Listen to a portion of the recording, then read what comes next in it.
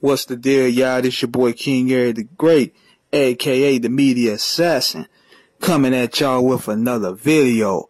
It's been a while since I did one of these, man, but I want to get back to the full recipe. I've been busy, been knocking out these interviews, so let's get on to it. I want to talk about Stillmatic. It officially came out 20 years ago today. Possibly one of the most impactful albums of the early 2000s. For one reason being, it sparked the comeback trail for Nas. See, in the mid-90s, during the mid-90s, he started getting a little bit cold. Especially when I mentioned before, when DMX came through, he was like that phoenix that rose out of nowhere. Because the game was for the taking with Jay-Z and Nas going at it for the Kings of New York. DMX came out of nowhere with that Tupac energy and smashed the game because he brought that raw feel that Pac did. See, Nas and Jay, they were too laid back. X had the streets, he had the demographic that Tupac left open. So that was number one. Number two, Nas was hanging around Steve's style a lot. His records was getting less street and they was becoming more commercial. Then the icing on the cake was he was doing that song with Puff. Even though Hate Me Now is a classic to me. I love that record. That's one of the hypest records ever. But at that time, he caught a lot of flack for that because Diddy was considered the antichrist of hip-hop. Real hip-hop at the time. And plus, to be fair, I Am, which was supposed to have been a double album, it suffered from bootlegging. It was bootlegged heavily, so he had to re-record a lot of songs. So that album and Nostradamus wasn't met well with critics, whereas Jay-Z was killing it. He was knocking it out the ballpark. Him and X, and Nas was slowly starting to fizzle out a little bit, even though he would drop nice gems here and there. So when the battle between Jay-Z and Nas became full-fledged and Nas hit him with the Stillmatic freestyle, that's where Jay hit him with the takeover. And basically everybody was like, yo, he done put Nas to sleep. I don't think Nas is going to come back from this. Because for one, we don't know if this dude is battle tested. I mean, just like I mentioned before, with the Ether, he came out with that. Now, here was the thing.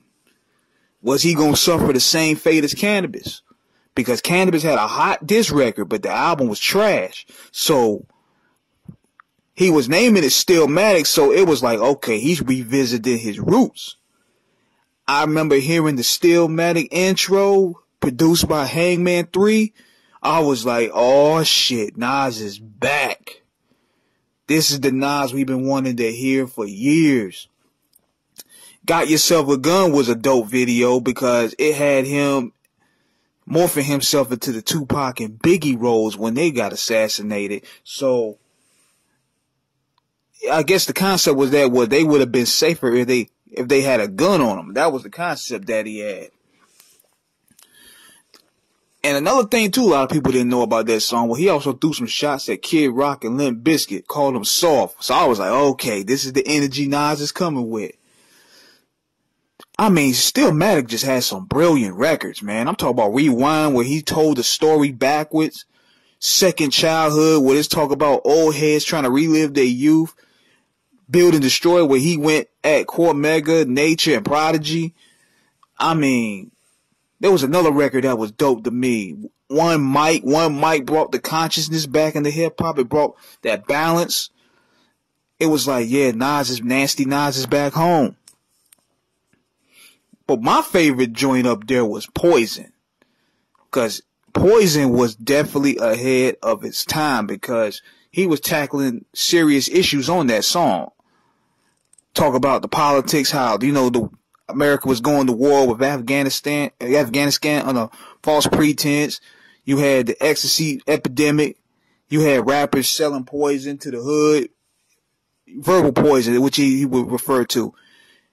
I mean, he tackled 4 different elements of poison in those verses. And one of my other favorite songs was The Flyers. You could hear that instrumental on the Off the Cuff radio show. That's one of my favorite instrumentals with him and AZ. Him and AZ got some great chemistry. And I'm like, dog, y'all need to go ahead and do that album. Y'all got to do that album for real. It's time to do it. The only records I didn't like was My Country and Braveheart Party, which I'm glad he left off. Because that record was whack.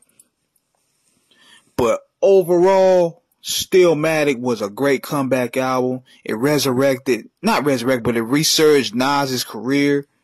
He went further. He was the king of New York. He was talking that ish on those interviews, which was entertaining. Nas was back. I mean, Queens took the crown. So, 20 years ago, man, it was a magical moment in hip-hop, man. I miss those moments, especially in the days where diss records were diss records. It wasn't none of this social media crap. It wasn't none of these memes. It wasn't none of no insults online, no tweeting and deleting. It was just strictly gutter hip-hop, man. And Nas, he resurrected that energy, and he needed to be saluted for it. So, if you have that Stillmatic, be sure to re-up it today, man. This is King Eric signing out. Holla.